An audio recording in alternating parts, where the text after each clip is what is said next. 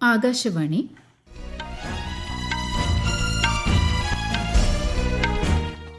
നമസ്കാരം. വാർത്തകൾ വായിക്കുന്നത് അശ്വതി.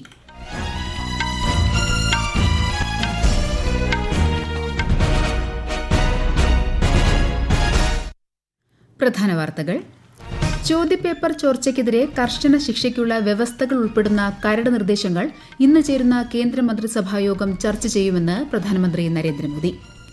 നീറ്റ് പരീക്ഷാ വിഷയത്തിൽ സാമൂഹിക പ്രവർത്തകൻ സോനം വാങ്ചുക് 26 ദിവസമായി തുടരുന്ന നിരാഹാര സമരം അവസാനിപ്പിച്ചു.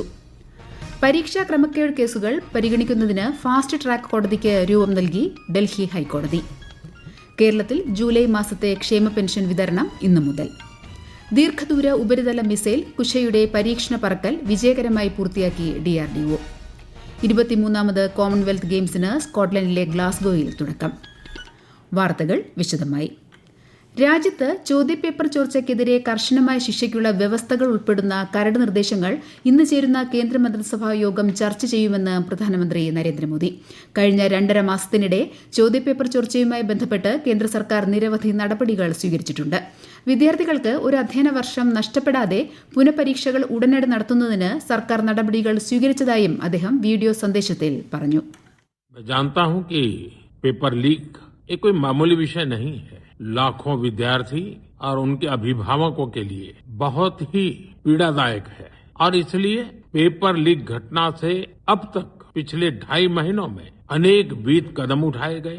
गुनहगारों को पकड़ा गया है, वे जेल में पड़े हैं. हमारा सबसे महत्वपूर्ण जिम्मा था कि विद्यार्थियों का एक वर्ष बर्बाद न हो. सरकार ने अभी कम से कम समय में 22 लाख जितने विद्यार्थियों के एग्जाम हो जाए इसका प्रबंध किया. നീറ്റ് പരീക്ഷാ വിഷയത്തിൽ സാമൂഹിക പ്രവർത്തകൻ സോനം വാങ്ചുക് 26 ദിവസമായി തുടരുന്ന നിരാഹാര സമരം അവസാനിപ്പിച്ചു. ഗുരുഗ്രാമിലെ സ്വകാര്യ ആശുപത്രിയിൽ കേന്ദ്രമന്ത്രിമാരായ JP നഡ്ഡ, ജിതേന്ദ്ര സിംഗ്, വാങ്ചുക്കിന്റെ ഭാര്യ എന്നിവരുടെ സാന്നിധ്യത്തിൽ ഇന്നലെ രാത്രിയാണ് സമരം അവസാനിപ്പിച്ചത്. ദീർഘമായ ചർച്ചകൾക്ക് ശേഷമാണ് നിരാഹാരം അവസാനിപ്പിച്ചതെന്നും ഒരിടത്തും ഒരു തരത്തിലുമുള്ള അക്രമവും ഉണ്ടാകാൻ പാടില്ലെന്ന കാര്യത്തിൽ എല്ലാവരും അതീവ ജാഗ്രത പാലിക്കണമെന്നും വാങ്ചുക്ക് അഭ്യർത്ഥിച്ചു. വിദ്യാഭ്യാസ സമ്പ്രദായത്തിലെ പരിഷ്കരണം, പരീക്ഷാ ചോദ്യപേപ്പർ ചോർച്ച തുടങ്ങിയ വിഷയങ്ങളിൽ കഴിഞ്ഞ മാസം 28-നാണ് വാങ്ചുക്ക് നിരാഹാര സമരം ആരംഭിച്ചത്. പൊതുപരീക്ഷകളിലെ ക്രമക്കേടുകളുമായി ബന്ധപ്പെട്ട കേസുകളിൽ വേഗത്തിൽ തീർപ്പ് കൽപ്പിക്കുന്നതിന് ഫാസ്റ്റ് ട്രാക്ക് കോടതിക്ക് രൂപം നൽകി ഡൽഹി ഹൈക്കോടതി. റൌസ് അവന്യൂ കോടതിയിലെ അനു ഗ്രോവർ ബാലികയുടെ കോടതിയെ പ്രത്യേക ഫാസ്റ്റ് ട്രാക്ക് കോടതിയായി പ്രവർത്തിക്കാൻ നിയോഗിച്ചതായി ഹൈക്കോടതി അറിയിച്ചു. ഫാസ്റ്റ് ട്രാക്ക് കോടതി സ്ഥാപിക്കാൻ കേന്ദ്ര സർക്കാർ തീരുമാനിച്ചതായി പ്രധാനമന്ത്രി നരേന്ദ്രമോദി പ്രഖ്യാപിച്ച് മണിക്കൂറുകൾക്കുള്ളിലാണ് നടപടി. തെറ്റായ വിവരങ്ങൾ പ്രചരിപ്പിച്ച പാകിസ്ഥാൻ ആസ്ഥാനമായി പ്രവർത്തിക്കുന്ന 480 സമൂഹ മാധ്യമ അക്കൌണ്ടുകൾ മരവിപ്പിച്ചതായി ഡൽഹി പോലീസ്. തെറ്റായ അവകാശവാദങ്ങളിലൂടെ വിദ്യാർത്ഥികളെയും യുവജനങ്ങളെയും തെറ്റിദ്ധരിപ്പിക്കുന്നതിൽ ഈ സോഷ്യൽ മീഡിയ അക്കൌണ്ടുകൾ പങ്കാളികളായിരുന്നുവെന്ന് പോലീസ് വ്യക്തമാക്കി. ഇത്തരം വിവരങ്ങൾ വിശ്വസിക്കുകയോ മറ്റുള്ളവരുമായി പങ്കുവയ്ക്കുകയോ ചെയ്യുന്നതിന് മുമ്പ് അതിന്റെ ആധികാരികത ഉറപ്പുവരുത്തണമെന്ന് അധികൃതർ അറിയിച്ചു. സുരക്ഷാ കാരണങ്ങളാൽ 17 മെട്രോ സ്റ്റേഷനുകൾ ഇന്ന് രാവിലെ 7:30 മുതൽ അടുത്ത അറിയിപ്പ് ഉണ്ടാകുന്നതുവരെ അടച്ചിടുമെന്ന് ഡൽഹി മെട്രോ റെയിൽ കോർപ്പറേഷൻ. എന്നാൽ Rajiv Chowk, Mandi House, Central Secretariat എന്നിവിടങ്ങളിൽ ഇന്റർചേഞ്ച് സൌകര്യം ലഭ്യമായിരിക്കുമെന്ന് DMRC വ്യക്തമാക്കി. ജന്തർ മന്ദറിൽ നടന്ന പ്രതിഷേധമെന്ന അവകാശവാദത്തോടെ സമൂഹമാധ്യമത്തിൽ വ്യാപകമായി പ്രചരിക്കുന്ന വീഡിയോ വ്യാജമാണെന്ന് കേന്ദ്ര സർക്കാർ. വൈറലായ വീഡിയോ യഥാർത്ഥത്തിൽ ജഗന്നാഥപുരി രഥയാത്രയിലേതാണെന്നും ജന്തർ മന്ദറിലെ പ്രതിഷേധവുമായി ഇതിന് യാതൊരു ബന്ധവുമില്ലെന്ന് പ്രസ് ഇൻഫർമേഷൻ ബ്യൂറോയുടെ വസ്തുതാ പരിശോധനാ വിഭാഗം അറിയിച്ചു. റൊമാനിയയിൽ ഔദ്യോഗിക സന്ദർശനം നടത്തുന്ന രാഷ്ട്രപതി ദ്രൌപദി മുർമു ഇന്ന് റൊമാനിയൻ പ്രധാനമന്ത്രി ഇലിയെ ബൊലോജാനുമായി കൂടിക്കാഴ്ച നടത്തും. ഇന്ത്യ റൊമാനിയ വ്യാപാര ഫോറത്തെയും രാഷ്ട്രപതി അഭിസംബോധന ചെയ്യും. വിശദാംശങ്ങളിലേക്ക്. ത്രിരാഷ്ട്ര സന്ദർശനത്തിന്റെ അവസാന ഘട്ടത്തിലാണ് രാഷ്ട്രപതി ദ്രൌപദി മുർമു റൊമാനിയയിലെ ബുക്കാറസ്റ്റിൽ ഇന്നലെ എത്തിയത്. ബുക്കാറസ്റ്റിലെ കൊട്രോസിനി കൊട്ടാരത്തിൽ ഗാർഡ് ഓഫ് ഓണർ നൽകിയാണ് രാഷ്ട്രപതിയെ സ്വീകരിച്ചത്. റൊമാനിയൻ പാർലമെന്റ് ഇന്ന് സന്ദർശിക്കുന്ന രാഷ്ട്രപതി senate president, chamber of deputies president എന്നിവരുമായും കൂടിക്കാഴ്ച നടത്തും. Bucharest university of economic studies, national village museum എന്നിവിടങ്ങളും ശ്രീമതി മുർമു സന്ദർശിക്കും. ശാസ്ത്ര സാങ്കേതികവിദ്യ, വിദ്യാഭ്യാസം, കായികം എന്നീ മേഖലകളിൽ സഹകരണം വർദ്ധിപ്പിക്കുന്നതിനായി ഇന്ത്യയും റൊമാനിയയും 3 കരാറുകളിൽ ഒപ്പുവച്ചു. ബുക്കാറസ്റ്റിൽ രാഷ്ട്രപതി ദ്രൌപദി മുർമുവും റൊമാനിയൻ പ്രസിഡന്റ് നിക്കോസ് ഡാനും തമ്മിൽ നടന്ന ഉന്നതതല ചർച്ചകൾക്ക് ശേഷമാണ് കരാറുകളിൽ ഒപ്പുവച്ചത്. News desk, Akashvani.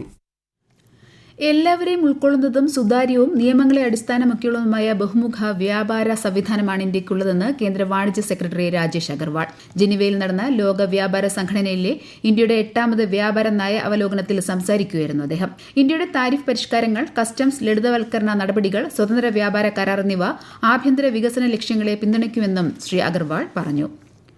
ദീർഘദൂര ഉപരിതല വായു മിസൈലായ കുശയുടെ ആദ്യ പരീക്ഷണ പറക്കൽ DRDO വിജയകരമായി പൂർത്തിയാക്കി. ഒഡീഷ തീരത്തുള്ള APJ അബ്ദുൽ കലാം ദ്വീപിൽ നിന്നാണ് പരീക്ഷണ പറക്കൽ നടത്തിയത്.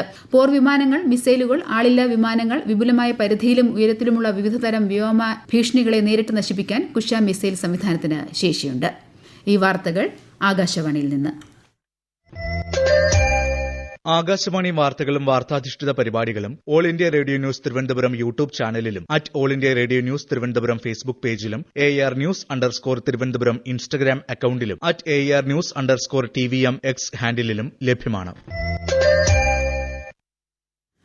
പ്രധാനമന്ത്രി നരേന്ദ്രമോദി ആകാശവാണിയിലൂടെ ജനങ്ങളുമായി ആശയങ്ങൾ പങ്കുവയ്ക്കുന്ന പ്രതിമാസ റേഡിയോ പ്രഭാഷണ പരിപാടി മൻ കി ബാത്തിന്റെ 136ാം പതിപ്പ് മറ്റന്നാൾ രാവിലെ 11 മണിക്ക്. പരിപാടിയിലേക്കുള്ള ആശയങ്ങളും നിർദ്ദേശങ്ങളും നമോ ആപ്പ്, മൈ GOV എന്നിവയിലൂടെയും 1800117800 എന്ന ടോൾ ഫ്രീ നമ്പറിലൂടെയും ഇന്നുകൂടി പങ്കുവയ്ക്കാം. കേരളത്തിൽ ജൂലൈ മാസത്തെ സാമൂഹ്യ സുരക്ഷാ ക്ഷേമനിധി ബോർഡ് പെൻഷൻ വിതരണം ഇന്നു മുതൽ ആരംഭിക്കും. ഇതിനായി 1095 കോടി രൂപ അനുവദിച്ചതായി മുഖ്യമന്ത്രി VD സതീശൻ അറിയിച്ചു. നെല്ല് സംഭരണം, പൊതുവിതരണം എന്നിവയിൽ രാജ്യത്തെ തന്നെ മികച്ച മാതൃകകൾ നേരിട്ട് വിലയിരുത്തുന്നതിനായി മന്ത്രി അനൂപ് ജേക്കബ് ആന്ധ്രാപ്രദേശ് ഭക്ഷ്യമന്ത്രിയുമായി ചർച്ച നടത്തി. വിജയവാഡയിലെത്തിയ മന്ത്രി കർഷക സേവാ കേന്ദ്രവും അരിമില്ലും സന്ദർശിച്ചു. കണ്ണൂർ തളിപ്പറമ്പ് രാജരാജേശ്വര ക്ഷേത്രത്തിലെ പഴക്കമേറിയ കിഴക്കേ ഗോപുരം നവീകരിക്കുന്നതിനുള്ള പ്രവർത്തനം ആരംഭിച്ചു. കൂടുതൽ വിവരങ്ങളുമായി ആകാശവാണി കണ്ണൂർ ജില്ലാ പ്രതിനിധി KO ശശിധരൻ. പഴക്കം എത്രയെന്ന് നിശ്ചയിക്കാൻ സാധിക്കാത്ത കിഴക്കേ ഗോപുരം മഴയും വെയിലുമേറ്റ് അപകടാവസ്ഥയിലായതിനെ തുടർന്നാണ് പുനർനിർമ്മിക്കാൻ തീരുമാനിച്ചത്. വാസ്തുവിദഗ്ധൻ വേഴാപ്പറമ്പ് ചിത്രഭാനു നമ്പൂതിരിയുടെ നിർദ്ദേശപ്രകാരം ഒരു മഹാക്ഷേത്രത്തിന്റെ നിർമ്മാണ വൈദഗ്ധ്യത്തോടെയാണ് ഗോപുരം നവീകരിക്കുക. 8 കോടി രൂപയോളം കിഴക്കേ ഗോപുരം നവീകരിക്കുന്നതിന് ചെലവ് പ്രതീക്ഷിക്കുന്നുണ്ട്. ഒരു ഹെലിപ്പാഡ് ഉൾപ്പെടെയുള്ള പാർക്കിംഗ് സംവിധാനം ആരംഭിക്കാനാണ് ആലോചിക്കുന്നത്. 23ാമത് കോമൺവെൽത്ത് ഗെയിംസിന് സ്കോട്ട്ലൻഡിലെ ഗ്ലാസ്ഗോയിൽ തുടക്കമായി. അരീനയിൽ നടന്ന പ്രൌഢ ഗംഭീരമായ ഉദ്ഘാടന ചടങ്ങിൽ ബ്രിട്ടീഷ് രാജ്ഞി കാമില്ലയുടെ സാന്നിധ്യത്തിൽ ചാൾസ് മൂന്നാമൻ രാജാവ് ഗെയിംസിന് തുടക്കം കുറിച്ചു. 10 ദിവസത്തെ മത്സരങ്ങളിൽ 74 രാജ്യങ്ങളിൽ നിന്നുള്ള ടീമുകൾ പങ്കെടുക്കുന്നുണ്ട്. 126 പേരടങ്ങുന്ന ഇന്ത്യൻ സംഘത്തെ ഇന്ത്യൻ പതാകയേന്തിയ മീരാഭായ് ചാനുവും ലോവ്ലിന ബോർഗെയ്ൻഹോനും മാർച്ച് പാസ്റ്റിൽ നയിച്ചു. ഇന്ത്യ സിംബാബ്വെ പുരുഷ T20 ക്രിക്കറ്റിലെ ആദ്യ മത്സരത്തിൽ ഇന്ത്യയ്ക്ക് ജയം. 3 മത്സരങ്ങളുള്ള പരമ്പരയിൽ ഇന്ത്യ സിംബാബ്വെയെ 7 വിക്കറ്റിനാണ് പരാജയപ്പെടുത്തിയത്. 126 റൺസ് എന്ന വിജയലക്ഷ്യം ഇന്ത്യ 13.2 ഓവറിൽ അനായാസം മറികടന്നു. വൈഭവ് സൂര്യവംശി 19 പന്തിൽ 50 റൺസ് നേടി. പരമ്പരയിലെ 2ാമത്തെ മത്സരം നാളെ ഹരാരെയിൽ നടക്കും. വിവിധ മന്ത്രാലയങ്ങളിലും വകുപ്പുകളിലും പുതിയ സെക്രട്ടറിമാരെ നിയമിച്ച് കേന്ദ്ര സർക്കാർ. നരേഷ് പാൽ ഗംഗ്വാർ ആണ് ഉന്നത വിദ്യാഭ്യാസ സെക്രട്ടറി. വിനീത് ജോഷിയെ പഞ്ചായത്ത് രാജ് സെക്രട്ടറിയായും TK അനിൽകുമാറിനെ സ്കൂൾ വിദ്യാഭ്യാസ സാക്ഷരതാ വകുപ്പ് സെക്രട്ടറിയായും നിയമിച്ചു. കേശവ് ചന്ദ്ര ഖനി മന്ത്രാലയത്തിന്റെയും ചന്ദ്രഭൂഷൺ കുമാർ തൊഴിൽ ഉപജീവന മന്ത്രാലയത്തിന്റെയും സെക്രട്ടറിയാകും. ഇന്ത്യ ഉൾപ്പെടെ 16 രാജ്യങ്ങളിൽ നിന്നുള്ള ഇറക്കുമതിക്ക് 10% തീരുവ ഏർപ്പെടുത്തി അമേരിക്ക. നിർബന്ധിത തൊഴിൽ ഉപയോഗിച്ച് ഉൽപ്പാദിപ്പിക്കുന്ന ഉൽപ്പന്നങ്ങളുടെ ഇറക്കുമതി ഫലപ്രദമായി തടയുന്നതിൽ പരാജയപ്പെട്ട 60 രാജ്യങ്ങളെ ലക്ഷ്യമിട്ട് ട്രേഡ് ആക്ടിലെ സെക്ഷൻ 301 പ്രകാരമാണ് പുതിയ തീരുവ ഈടാക്കുന്നത്. India, Canada, UK, Bangladesh, Pakistan എന്നിവയുൾപ്പെടെയുള്ള രാജ്യങ്ങൾക്കാണ് 10% നിരക്ക് ബാധകമാകുന്നത്. പശ്ചിമേഷ്യൻ സാഹചര്യം രൂക്ഷമായതോടെ ആഗോള വിപണിയിൽ ക്രൂഡ് ഓയിൽ വിലയിൽ വൻ വർധന.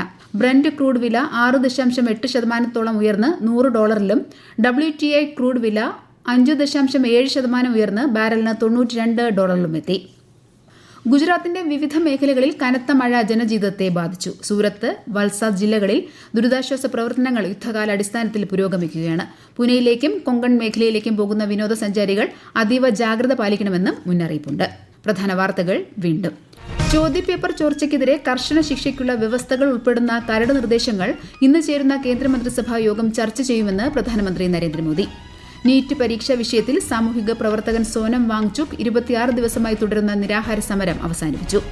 പരീക്ഷാ ക്രമക്കേട് കേസുകൾ പരിഗണിക്കുന്നതിന് ഫാസ്റ്റ് ട്രാക്ക് കോടതിക്ക് രൂപം നൽകി ഡൽഹി ഹൈക്കോടതി. കേരളത്തിൽ ജൂലൈ മാസത്തെ ക്ഷേമ പെൻഷൻ വിതരണം ഇന്നു മുതൽ. ദീർഘദൂര ഉപരിതല മിസൈൽ കുശയുടെ പരീക്ഷണ പറക്കൽ വിജയകരമായി പൂർത്തിയാക്കി DRDO. 23ാമത് കോമൺവെൽത്ത് ഗെയിംസിന് സ്കോട്ട്ലൻഡിലെ ഗ്ലാസ്ഗോയിൽ തുടക്കം. വാർത്തകൾ കഴിഞ്ഞു. അടുത്ത വാർത്താ പ്രക്ഷേപണം ഉച്ചയ്ക്ക് 12:30.